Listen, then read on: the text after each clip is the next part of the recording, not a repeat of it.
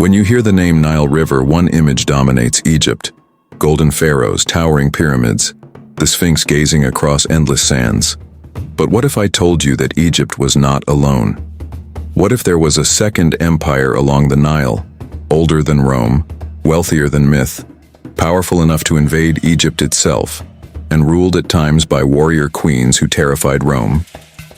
This was the kingdom of Kush, a land of gold, pyramids, and warriors whose story has been buried in the sands of time. Today we will uncover the epic rise, reign, and fall of Kush, Africa's forgotten empire. The land beyond the cataracts. South of Egypt, where the Nile tumbles through jagged rocks and roaring cataracts, lies a region the ancients called Nubia. This land was rich beyond imagination. Gold glimmered in its sands, iron poured from its forges, ivory, ebony, and incense flowed through its trade routes. The Egyptians looked south and saw both treasure and threat.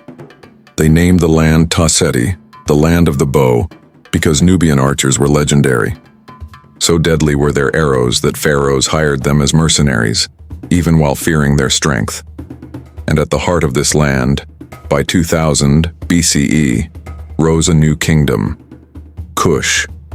The first glory, Kerma. The earliest capital of Kush was Kerma, a city that stunned even the Egyptians. Here rose colossal mud brick temples, cattle enclosures large enough for thousands, and the Great Dafufa, a massive ceremonial structure that still towers over the desert today. Kerma's people were farmers, herders, and warriors. They traded with Egypt, but they also fought them. For centuries, the two clashed. Egyptians called Kush both friend and foe. Sometimes allies, sometimes enemies, but never weak. One Egyptian inscription groaned, "The vile Kush, they are more powerful than all lands. Their strength is greater than thousands of men." The Kushites were fierce. Their archers could shoot farther and with more force than Egyptian bows. Their warriors stood tall, wrapped in animal skins, carrying spears tipped with fire-hardened iron. For centuries, Kerma rivaled Egypt, but eventually Egypt struck back with brutal force. Pharaoh Thutmose III marched south. Kerma was burned, its power broken. And yet, the spirit of Kush did not die. It waited in silence, like a lion in the tall grass. The black pharaohs of Napata centuries later, Kush returned stronger than ever. Its new capital was Napata, near the sacred mountain of Jebel Barkal. Here the Kushites worshipped Amun, the great ram-headed god of Egypt. But in their temples, Amun was not Egyptian. He was African. His priests crowned kings not in Thebes but in Kushite lands. Egypt thought Kush was a shadow copying its ways, but Kush was preparing for something greater. By the 8th century BCE, Egypt was weak, its kings divided, its land fractured. The Kushite king Piye saw his chance. He marched north with his army. Warriors painted in ochre, armed with iron spears and tall shields. Their battle cries echoed across the Nile. They swept through city after city. When Piye reached Thebes, the Egyptian priests of Amun welcomed him, not as invader, but as chosen king. And so, for the first time, Nubia ruled Egypt. Thus began the 25th dynasty of Egypt, the dynasty of the Black Pharaohs. The age of Piye and Shabaka Piye was not just a conqueror, he was a unifier. He commanded Egyptian princes to submit, not through destruction, but through loyalty to Amun. He restored temples. He revived traditions. His brother Shabaka followed, cementing Kushite rule.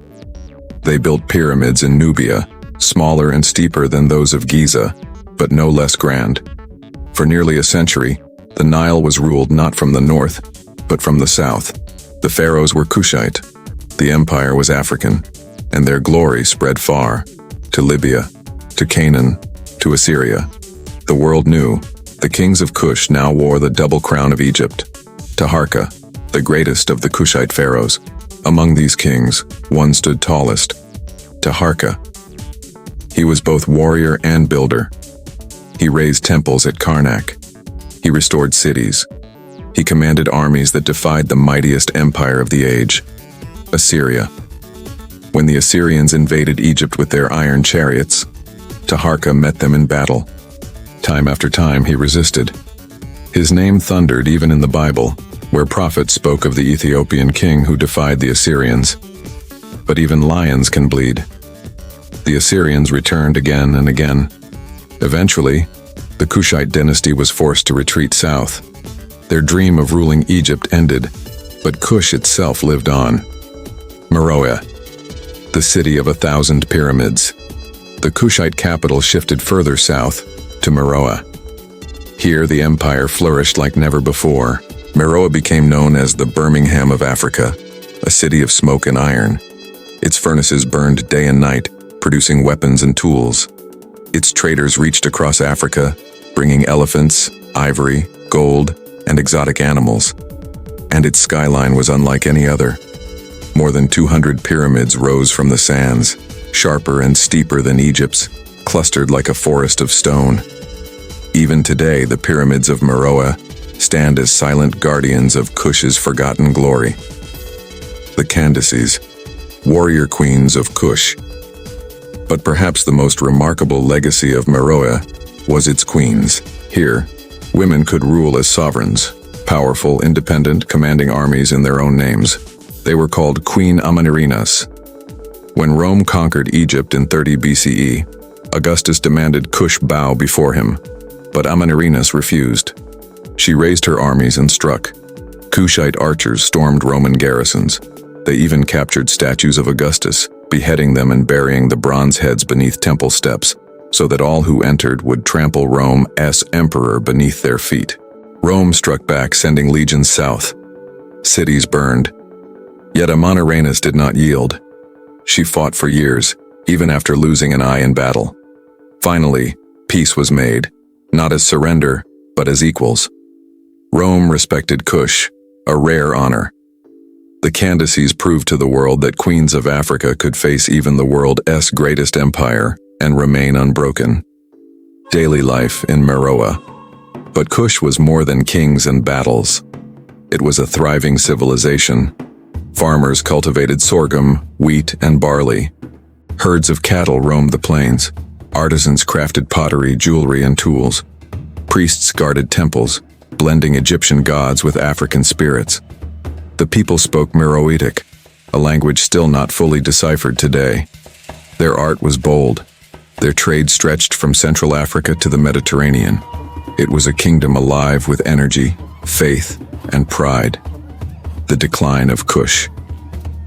But empires rise and empires fall. Over centuries, Meroe's forests were cut for fuel. The land grew barren. Trade routes shifted toward the Red Sea. New powers emerged, first nomadic tribes, then the mighty kingdom of Aksum in Ethiopia. By the 4th century CE, Aksumite armies struck Meroe. The furnaces grew cold. The pyramids fell silent. Kush was no more. The forgotten empire. For nearly 1,500 years, Kush rivaled Egypt, defied Assyria, and resisted Rome. It crowned warrior queens. It forged iron armies. It built pyramids greater in number than Egypt itself. And yet, history nearly erased it. Egypt claimed the glory. Rome told the stories. Kush faded into shadow. But today the sands of Sudan still whisper its name. The pyramids of Meroe still rise against the desert sky. And the legend of Kush endures. Africa's forgotten empire along the Nile. Kush did not conquer Egypt. It ruled Egypt. Its pharaohs were called the Black Pharaohs because their skin was the color of burnt umber. The pyramids of Khufu, Khafre, and Menkaure at Giza were built about 4,000 years ago. The pyramids of Kush, built over 2,000 years later, were steeper and smaller. There are more than 200 of them at Meroe alone. Kush loved gold. Its rulers displayed their wealth by covering temples and statues in gold leaf. Once archaeologists found a statue of a Kushite queen wearing a necklace of solid gold. Kush used iron like few others. Kushite kings boasted of their iron-tipped spears and their iron-shod chariots. Most Kushite kings ruled like male pharaohs, but 2 queens ruled Kush, Queen Shanakta Kete and Queen Amanirinas. both warrior queens who defended Kush from outside invaders. What do you think of the Kingdom of Kush? Tell me in the comments below. If you like such videos, don't forget to subscribe so that you won't miss out on the next video. Thanks for watching. See you next time.